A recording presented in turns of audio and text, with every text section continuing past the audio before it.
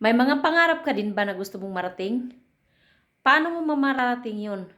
Well, ito ang tips ko sa'yo. Kung may pangarap ka, dapat abutin mo yan. Huwag kang makinig sa mga negative na mga tao sa paligid mo. Kasi yan, hindi yan tutulong sa'yo sa mga pangarap mo. Ikaw mismo ang makakagawa sa mga pangarap mo para maabot mo. Right? At kung may cellphone ka, tas nanonood ka ng mga vlogs, pero hindi ka kumikita, bakit kaya gawin mong pagkakakitaan yung cellphone mo? 'Di ba? Sa panahon ngayon, magiging practical tayo.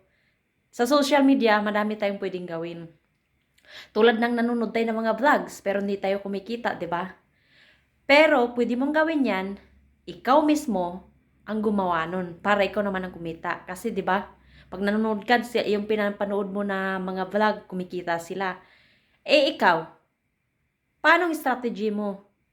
Patuloy ka lang din bang manonood ng mga vlogs ng iba para sila kumikita habang ikaw nagwe-waste ka ng pera sa kanila? Right? Yung internet mo, nagbabayad ka ng internet pero hindi ka kumikita. Kasi nanonood ka lang ng mga video ng iba sa video. Sa social media, different platform. Bakit hindi mo kaya gawin yan? Yung manood ka, tapos pag-isipan mo, kung may pangarap ka, ayan, achieve your dreams. Yung mga taong mga negative sa paligid mo, huwag mong papakinggan yan. Kasi wala namang magyayari sa kanila sa buhay mo eh.